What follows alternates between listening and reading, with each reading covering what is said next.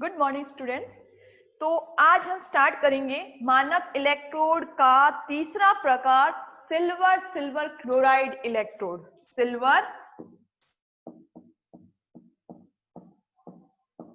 Silver chloride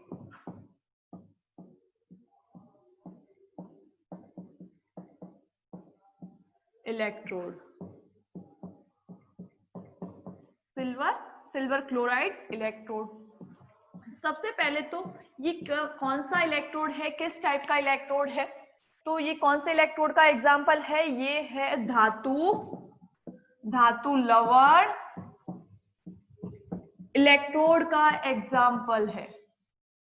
ठीक है, किसका एग्जाम्पल है? ये सिल्वर क्लोराइड इलेक्ट्रोड, जो कि एक मानक इलेक्ट्रोड है। वो कौन से इलेक्ट्रोड का एग्जाम्पल है? धातु लवण इलेक्ट्रोड का एग्जाम्पल है। ठीक है, जो हमने पहले पढ़ चुके हैं। जब हमने इलेक्ट्रोड के प्रकार के बारे में पढ़ा था तो उसमें धातु लवण इलेक्ट्रोड था। ठीक है, अब ये जो सिल्वर क्लोराइड है, ये किसका एग्जाम्पल है? धातु लवण इलेक्ट्रोड का। अब क्या होता है सिल्वर क्लोराइड इलेक्ट्रोड के अंदर?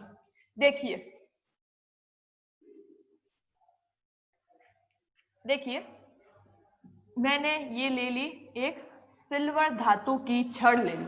ठीक है, क्या ली है मैंने? एक सिल्वर धातु की एक छड़ ली है। अब मैं इस छड़ को इसी के, कौन सी धातु की छड़ ली है मैंने? Ag धातु की छड़ ली है, सिल्वर धातु की छड़ ली है। अब मैं इस सिल्वर धातु की छड़ को उसी के अविलय लवण AgCl से लेपित करके, AgCl से क्या कर दूंगी? मैं इसको लेपित कर दूंगी। ठीक है, मैंने क्या किया? मैंने एक Ag धातु की एक छड़ ली है, उस छड़ को मैंने Ag के ही अविलय लवण AgCl से लेपित कर दिया। अब क्या करूंगी मैं? इसको समऋणायन वाले लवण के विलयन में रख दूंगी। समऋणायन वाले लवण के विलयन में रख दूंगी। अब समऋणायन का मतलब क्या है? यहाँ पे जो Ag का अविलय लवण है उसमें ऋणायन कौन सा है? Cl- है। तो अब जब हम इस छड़ को इस विलयन में रखेंगे तो इस विलयन में भी कौन सा ऋणायन होना चाहिए? Cl- ऋणायन ही होना चाहिए। ठीक है, तो इस छड़ को समऋणायन वाले लवण जैसे कि KCl के विलयन में क्या किया मैंने? इसको डिप कर दिया। ठीक है, तो इस प्रकार जो इलेक्ट्रोड अपन को प्राप्त होता है वो क्या कहलाता है? वो कहलाता है सिल्वर क्लोराइड इलेक्ट्रोड। ठीक है, ये है Ag धातु है, ये क्या है? AgCl है। ठीक है, जो क्या है? सिल्वर सॉलिड फॉर्म में है। ये भी क्या है? सॉलिड फॉर्म में है। ये क्या है? KCl का विलयन है। ठीक है, तो इस तरह से अपन को कौन सा इलेक्ट्रोड प्राप्त होता है? सिल्वर क्लोराइड इलेक्ट्रोड प्राप्त होता है। ठीक है, एक बार से वापस से बता रही हूं मैं। देखो, सिल्वर क्लोराइड में क्या होता है? एक सिल्वर यानी कि Ag धातु की एक छड़ होती है, या फिर हम उसको कह सकते हैं इलेक्ट्रोड। ठीक है, Ag धातु का इलेक्ट्रोड होता है। उस इलेक्ट्रोड को Ag के ही अविलय लवण AgCl में, AgCl से क्या कर दिया? उसको लेपित करके उसको समऋणायन वाले लवण के विलयन में, जैसे कि KCl के विलयन में रख दिया जाता है। तो उस प्रकार के इलेक्ट्रोड को क्या कहेंगे? सिल्वर क्लोराइड इलेक्ट्रोड कहा जाता है। ठीक है, अब हम, ये तो इसका हो गया ब्लॉक डायग्राम के बारे में, क्या होता है सिल्वर क्लोराइड इलेक्ट्रोड। अब हम बात करेंगे इसके निरूपण की, इस सिल्वर क्लोराइड इलेक्ट्रोड के निरूपण की। तो निरूपण में देखो,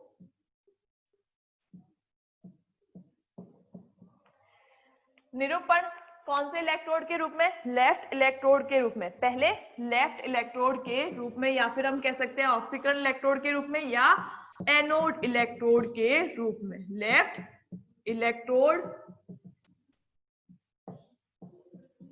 के रूप में, लेफ्ट इलेक्ट्रोड के रूप में इस इलेक्ट्रोड का निरूपण कैसा होगा, तो चलो देखते हैं।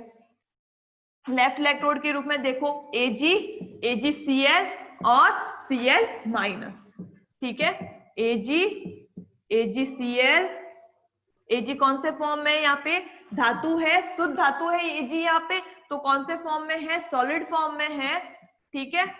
फिर क्या है AgCl, वो भी क्या है, अविलय लवण है। अविलय लवण यानी कि अविलय का मतलब क्या होता है, कल भी मैंने बताया था, यानी कि वो विलयन में क्या है, अघुलनशील है, अविलय है। तो वो जो है वो नीचे पेंदे में नीचे बैठा रहता है या पीपीटी के फॉर्म में होता है, ठीक है, वो क्या होता है, पीपीटी के फॉर्म में होता है। अविलय लवण किसके फॉर्म में होता है, पीपीटी के फॉर्म में होता है, ठीक है। तो पीपीटी में अपन इसको क्या बोल सकते हैं, ये भी क्या है, सॉलिड फॉर्म में, सॉलिड फॉर्म में है, ठीक है। फिर क्या है Cl माइनस, या फिर हम इसको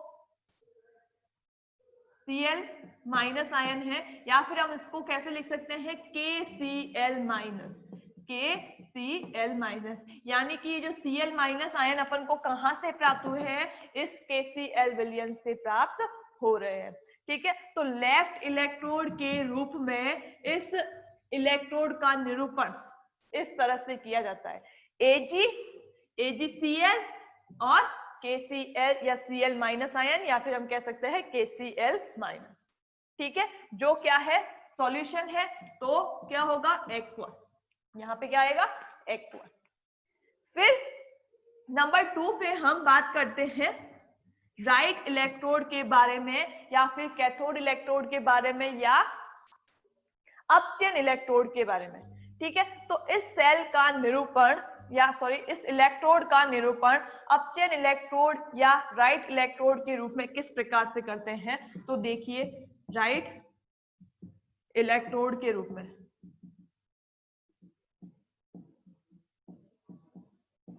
राइट इलेक्ट्रोड के रूप में हम इसका निरूपण कैसे करेंगे, देखिए KCl minus AgCl solid form में है,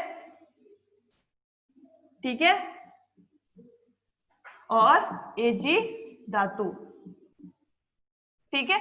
तो ये क्या है, राइट इलेक्ट्रोड के रूप में सिल्वर क्लोराइड इलेक्ट्रोड का निरूपण, ठीक है। तो निरूपण हो गया, ये लेफ्ट इलेक्ट्रोड के रूप में, ये राइट इलेक्ट्रोड के रूप में। जब हम ये क्या है, ये अपने में ही क्या है, एक हाफ सेल है, ठीक है, ये क्या है, एक हाफ सेल है, और ये भी क्या है, एक हाफ सेल है। जब हम इन दोनों को मिलाते हैं तो एक कंप्लीट सेल का निर्माण होता है। ये क्या है, एक हाफ सेल है। इलेक्ट्रोड क्या होता है, इलेक्ट्रोड एक हाफ सेल होता है, अर्ध सेल होता है। क्या होता है इलेक्ट्रोड को क्या बोलते हैं, अर्ध सेल बोलते हैं, अर्ध सेल या हाफ सेल कहते हैं, ठीक है। तो ये इलेक्ट्रोड क्या है, ये भी एक हाफ सेल है, और ये भी क्या है, राइट इलेक्ट्रोड के रूप में ये भी क्या है, एक हाफ सेल है। जब हम इन दोनों को मिलाते हैं, जैसे Ag, लेफ्ट इलेक्ट्रोड की बात कर रही हूं पहले मैं, AgCl सॉलिड, फिर KCl, फिर दूसरा राइट इलेक्ट्रोड कौन सा है, KCl माइनस AgCl और Ag, ठीक है।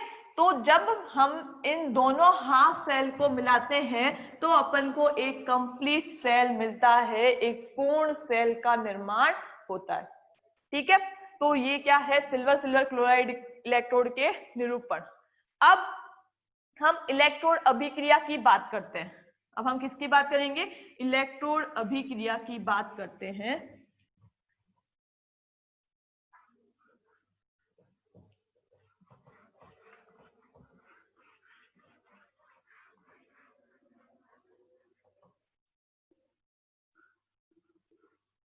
इलेक्ट्रोड अभिक्रिया,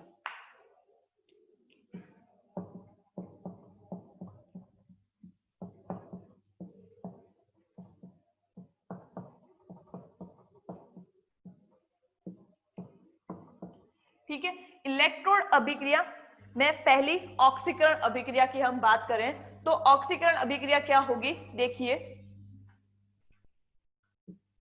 पहली ऑक्सीकरण अभिक्रिया।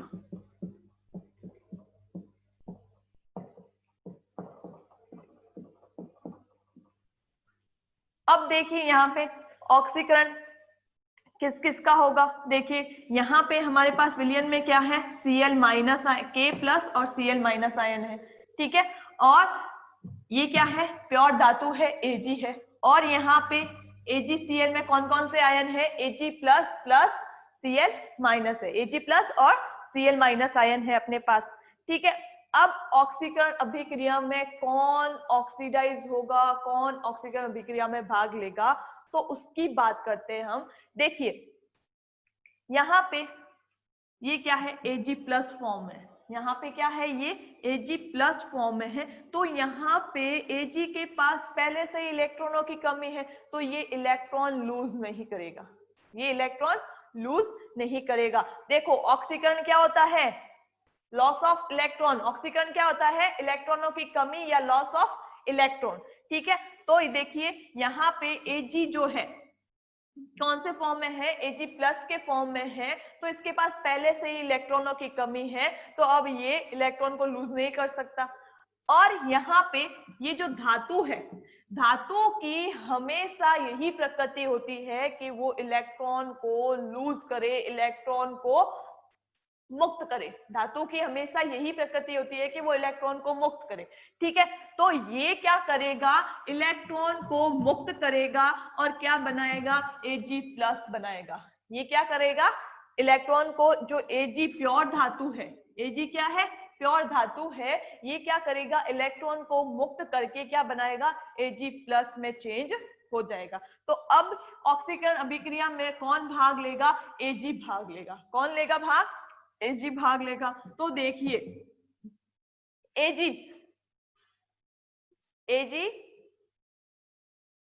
प्लस Cl माइनस, ये यहाँ पे Cl माइनस जो है वो सिर्फ अभिक्रिया को पूरा करने के लिए भाग ले रहा है, यानी सिल्वर की क्या कर रहा है, Ag धातु की क्या कर रहा है, ये सहायता कर रहा है कि अभिक्रिया पूरी हो जाए, ठीक है। बाकी इसका कोई रोल नहीं है ऑक्सीकरण अभिक्रिया में, ये सिर्फ इसकी मदद कर रहा है अभिक्रिया को पूरी करने के लिए, ठीक है। तो Ag प्लस Cl माइनस क्या बना रहा है, AgCl, ठीक है, plus 1 electron, AgCl plus 1 electron. यहाँ पे Ag की ऑक्सीकरण अवस्था क्या है, शुद्ध फॉर्म में है ये, तो यहाँ पे ऑक्सीकरण अवस्था क्या होगी, 0 होगी। और अगर हम यहाँ पे बात करें तो यहाँ पे Ag कौन सी ऑक्सीकरण अवस्था में है, +1 ऑक्सीकरण अवस्था में है। तो ये क्या हो गया, ऑक्सीकरण हो गया। क्या हुआ, क्या हुआ, ये ऑक्सीकरण हुआ। 0 से क्या हो रही है, +1 ऑक्सीकरण अवस्था में आ रही है, तो ये क्या हुआ, ऑक्सीकरण हुआ, ठीक है। तो Ag धातु क्या करेगी, इलेक्ट्रॉन, एक इलेक्ट्रॉन को मुक्त करके Ag प्लस में चेंज होती है। अब ये तो हो गई ऑक्सीकरण अभिक्रिया। दूसरी हम बात करते हैं अपचयन अभिक्रिया की। किसकी बात करेंगे, अपचयन अभिक्रिया की।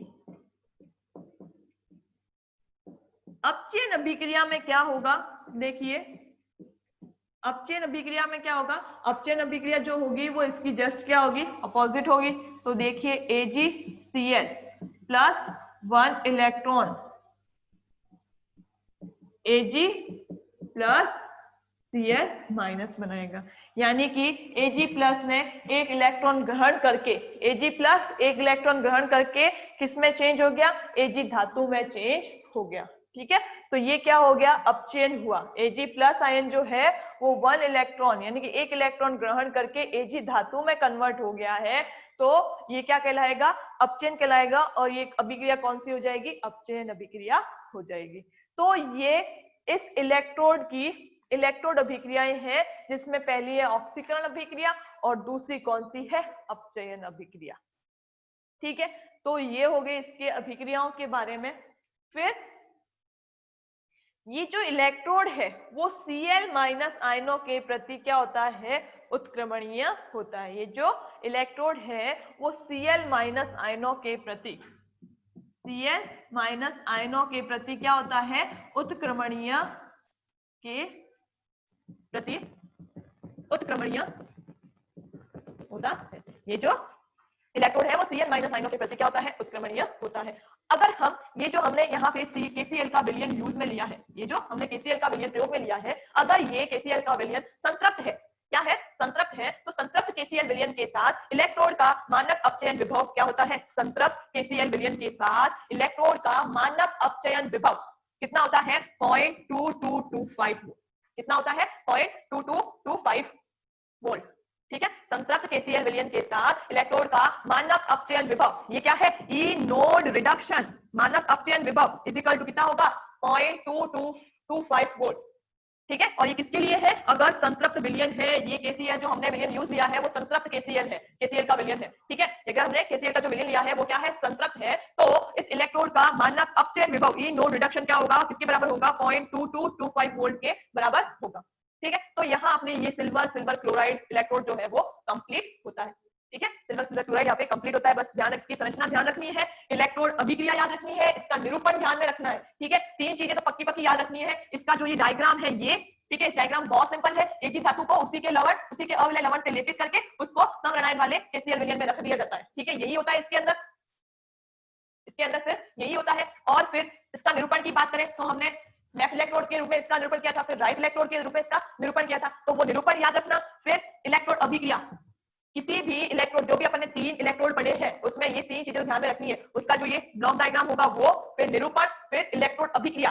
ठीक है, ये 3 चीजें तो होनी ही चाहिए, इसका डायग्राम, इलेक्ट्रोड निरूपण, इलेक्ट्रोड का निरूपण और इलेक्ट्रोड अभिक्रिया। फिर उसके बाद में 2-3 पॉइंट्स लिखने हैं। ठीक है, उसके बारे में 2-3 पॉइंट्स लिखने हैं। जैसे हम इसकी बात करें तो ये क्या है, Cl माइनस आयनों के प्रति उत्क्रमणीय है, ये जो इलेक्ट्रोड है वो Cl माइनस आयनों के प्रति उत्क्रमणीय है, और कैलोमल इलेक्ट्रोड भी Cl माइनस आयनों के प्रति उत्क्रमणीय था। ठीक है, फिर दूसरा इसका पॉइंट है कि अगर KCl विलयन संतृप्त है तो इलेक्ट्रोड का मानक अपचयन विभव ई नोड रिडक्शन किसके बराबर होता है, 0.2225 वोल्ट के बराबर होता है। ठीक है, तो यहाँ आपने ये मानक इलेक्ट्रोड विभव, मानक इलेक्ट्रोड के प्रकार क्या होते हैं, कंप्लीट होते हैं। 3 प्रकार है, एक तो स्टैंडर्ड हाइड्रोजन इलेक्ट्रोड, दूसरा कैलोमल इलेक्ट्रोड, और तीसरा कौन सा था, सिल्वर क्लोराइड इलेक्ट्रोड, जो कि हमने आज पढ़ा है। ठीक है, फिर अब अपने नेक्स्ट टॉपिक आता है इलेक्ट्रोड विभव। नेक्स्ट हेडिंग आती है इलेक्ट्रोड विभव।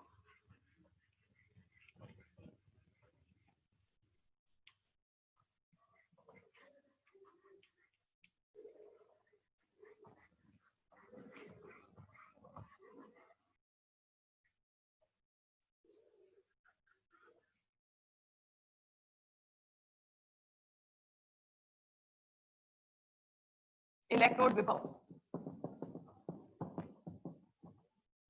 तो क्या होता है इलेक्ट्रोड विभव, देखिए कि जब किसी धातु की छड़ को उसके लवण के विलयन में रखा जाता है, जब किसी धातु की छड़ को उसके लवण के विलयन में रखा जाता है, तो धातु की छड़ पर एक आवेश उत्पन्न होता है, जो विलयन के आवेश के क्या होगा, विपरीत होगा। जो विलयन के आवेश के विपरीत होता है, उसके कारण क्या होता है, छड़ की सतह पर एक विभव उत्पन्न होता है, जिसे क्या कहते हैं, इलेक्ट्रोड विभव कहते हैं।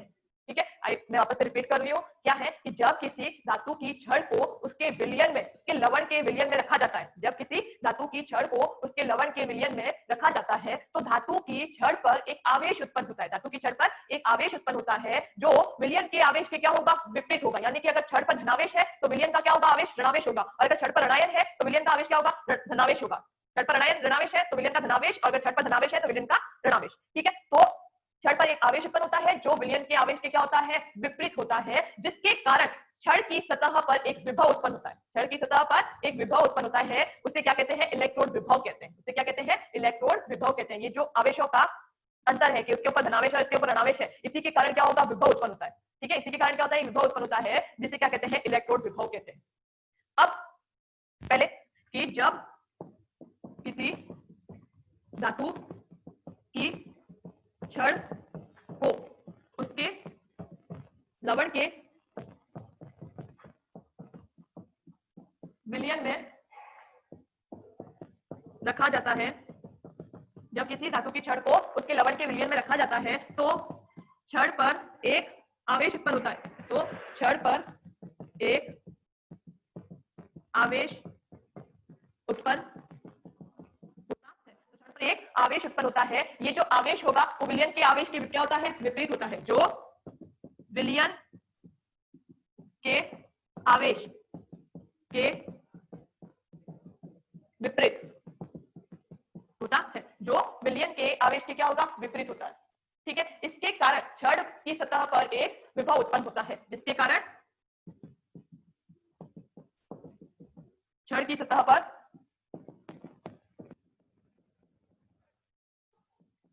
एक विभव उत्पन्न होता है, जिसके कारण छड़ की सतह पर एक विभव उत्पन्न होता है, जिसे क्या कहते हैं, इलेक्ट्रोड विभव कहते हैं, जिसे इलेक्ट्रोड विभव कहते हैं, जिससे क्या कहते हैं, जिसे इलेक्ट्रोड विभव कहते हैं। ठीक है, अब आप पूछोगे कि ये धातु की छड़ पर ये आवेश क्यों उत्पन्न हो रहा है। अगर धातु की छड़ है, धनावेश है, तो और विलयन पर ऋणावेश है, तो ये ऋणावेश और धनावेश क्यों उत्पन्न हो रहा है, तो या फिर हम कहते हैं कि ये जो विभव है इसके उत्पन्न होने का कारण क्या है। ठीक है, इसके उत्पन्न होने का कारण क्या है, तो उसके लिए हम देखते हैं इस इलेक्ट्रोड विभव के उत्पन्न होने का कारण। देखिए,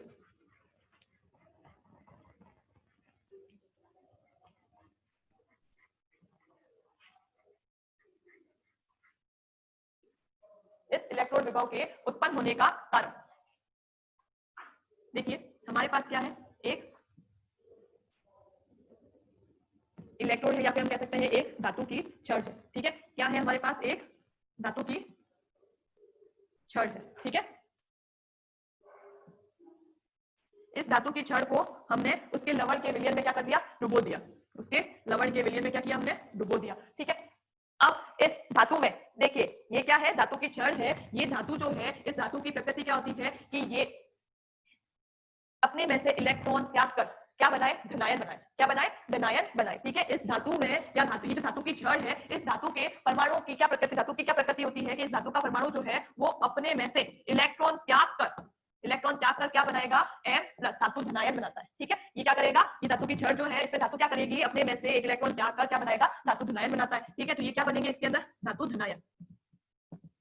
अब ये जो धातु धनायन बने हैं, किससे बने हैं कि इसमें इलेक्ट्रॉन मुक्त करके क्या बने हैं, धातु धनायन बने हैं। ठीक है, इस धातु ने इलेक्ट्रॉन मुक्त करके अब और क्या बनाया, धातु धनायन बनाया। ठीक है, अब ये जो धनायन है, ये जो धनायन है, ये क्या करेंगे, इनको बाहर विलयन की तरफ जाना है। ठीक है, ये क्या करते हैं, इनको बाहर विलयन की तरफ जाना है, और विलयन में क्या है, धातु धनायन है, विलयन में क्या है, धातु धनायन है। ठीक है, यहाँ पे भी धातु धनायन है, सब जगह क्या है, धातु धनायन है, विलयन में क्या है, धातु धनायन है। अब देखिए, ये इस धातु ने क्या किया, इस धातु ने इलेक्ट्रॉन त्याग कर क्या बनाया, धातु धनायन बनाया, और ये धातु धनायन जो है वो बाहर की ओर जाना चाहते हैं, बाहर की ओर मतलब विलयन में जाना चाहते हैं। तो ये विलयन में जाने के लिए क्या करेगा, धातु धनायन इस धातु की छड़ की सतह पर क्या करेगा, एक बल दाब लगाता है, क्या लगाता है, एक दाब लगाता है। इस दाब को क्या कहेंगे, इस दाब को कहेंगे विलयन दाब, विद्युत अपघट्य विलयन दाब। इस दाब को क्या कहेंगे, विद्युत अपघट्य विलयन दाब, सॉल्यूशन प्रेशर। ठीक है, ये जो धातु धनायन है वो विलयन में जाने के लिए इस छड़ पर क्या लगाएंगे, एक दाब लगाते हैं, जिसे क्या कहते हैं, विलयन दाब कहते हैं।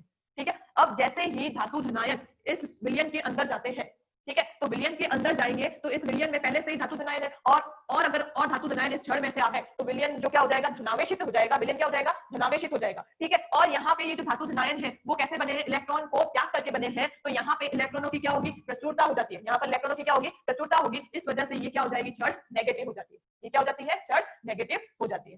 ठीक है, अब इस विलयन दाब का अपोजिशन एक दूसरा दाब करता है, इस विलयन दाब का अपोजिशन एक दूसरा दाब करता है, वो देखिए, ये जो विलयन के अंदर धातु धनायन है, ये जो विलयन के अंदर क्या है, धातु धनायन है, वो क्या करते हैं, वो इस छड़ के अंदर जाना चाहते हैं, ये क्या करेंगे, इस छड़ के अंदर जाना चाहते हैं। ठीक है, तो अब छड़ के अंदर जाने के लिए, छड़ के अंदर क्यों जाना चाहते हैं, क्योंकि यहाँ पे क्या है, इलेक्ट्रॉनों की क्या है, भरमार है। हम सब जानते हैं कि धातु के अंदर क्या होते हैं, मुक्त इलेक्ट्रॉन पाए जाते हैं, हम सब जानते हैं कि धातु के अंदर मुक्त इलेक्ट्रॉन पाए जाते हैं, तो इस वजह से ये जो विलयन के धनायन है ये क्या करेंगे, इस छड़ के अंदर जाना चाहते हैं। ठीक है, तो अब ये जैसे ही छड़ के अंदर जाना चाहेंगे तो ये क्या करेंगे, ये धातु धनायन जो है वो इस छड़ की सतह पर दाब लगाएंगे, दूसरा दाब लगाएंगे। ठीक है, ये धातु धनायन जो है वो इसकी सतह पर एक दाब लगाएंगे, जिसे क्या कहते हैं, जिसे कहते हैं धनायनों का परासरण दाब, जिसे क्या कहते हैं, धनायनों का परासरण दाब, जिसे कहते हैं धनायनों का परासरण दाब। ठीक है, अब ये जो धातु धनायन है वो यहां से कहां जाएंगे, इसके अंदर जाएंगे, यानी कि यहाँ क्या होंगे, इलेक्ट्रॉन मुक्त करके, यहाँ से इलेक्ट्रॉन मुक्त करके ये छड़ के अंदर की तरफ जाएंगे, तो छड़ में क्या हो जाएगी, धनायनों की वृद्धि हो जाएगी, और यहाँ पे क्या हो जाएगी, इलेक्ट्रॉनों की वृद्धि हो जाएगी। ठीक है, क्या है, ये जो विलयन की धनायन है वो क्या करेंगे, इलेक्ट्रॉन को अपने में से इलेक्ट्रॉन को मुक्त करके और क्या करेंगे, अंदर की तरफ जाना चाहेंगे, इलेक्ट्रॉन को मुक्त करके क्या करेंगे, अंदर की तरफ जाना चाहेंगे, यानी कि छड़ के अंदर की तरफ क्या करेंगे, जाना चाहते हैं। ठीक है, तो उसको तो जाना चाहेंगे तो ये क्या करेंगे, इस सतह पर एक बल लगाएंगे, बल के दाब लगाएंगे, उस दाब को क्या कहेंगे, उस दाब को कहते हैं परासरण दाब। ठीक है, जब ये धातु धनायन यहाँ पर इलेक्ट्रॉन मुक्त करेंगे, इलेक्ट्रॉन मुक्त करके इस धातु की छड़ में जाएंगे, तो धातु की छड़ में क्या हो जाएगी, जब धनायन धातु की छड़ में जाएंगे तो यहाँ पे धनायन की वृद्धि हो जाएगी, और यहाँ पे ये इलेक्ट्रॉन मुक्त करके जा रहे हैं तो यहाँ पे इलेक्ट्रॉनों की वृद्धि हो जाएगी, जिससे क्या होगा, ये विलयन जो है वो ऋणावेशित हो जाएगा, और ये क्या हो जाएगा, धनावेशित हो जाती है, छड़ क्या हो जाती है, धनावेशित हो जाती है। इस प्रकार छड़ और विलयन पर आवेश उत्पन्न होते हैं। ठीक है, अगर विलयन दाब के कारण, अगर विलयन दाब है, अगर इन दोनों में से ये दाब है, ठीक है, ये दाब जीतता है, हम अगर कह सकते हैं कि इन दोनों में से विलयन दाब और परासरण दाब में से विलयन दाब जीतता है, तो क्या होगा, इस छड़ पर क्या होगा, ऋणावेश आएगा, और विलयन पर क्या आएगा, धनावेश आएगा। ठीक है, और अगर इन दोनों दाब में से परासरण दाब जीतता है, ठीक है, परासरण दाब की जीत होती है, तो विलयन पर क्या आएगा, ऋणावेश आएगा, और छड़ पर क्या आएगा, धनावेश आएगा। ठीक है, छड़ पर क्या आएगा, धनावेश आएगा। ठीक है, तो देखिए, तो अब यहाँ पे तीन बातें आती है। देखिए, P1 दाब से या तो M प्लस छड़ से बाहर निकल जाएंगे, और या फिर P2 दाब से M प्लस छड़ के अंदर आएंगे। तो यहाँ पर है ना तीन बातें हो सकती है। ठीक है, देखिए कि इसको मैंने क्या माना, P1 मान लिया, और इसको क्या माना मैंने, P2 मान लिया। अगर P1 दाब जीतता है, तो मैंने अभी पहले ही बताया कि अगर P1 दाब जीतता है तो धनायन क्या होंगे, बाहर जाएंगे, और अगर P2 दाब जीतता है तो क्या होगा, धनायन अंदर आएंगे। ठीक है, तो यहाँ पर तीन बातें होती है। पहली ये कि इन तीन बातों को देखिए, टाइम का देखते हैं, टाइम अब कम रहा है, तो इन तीन बातों की हम कल चर्चा करेंगे। इन तीन बातों की क्या करेंगे, हम कल चर्चा करेंगे। ठीक है, ये तीन बातें कौन कौन सी हैं वो उसकी हम कल चर्चा करेंगे। तो आज के लिए इतना ही, टाइम नहीं बचाया, और वैसे भी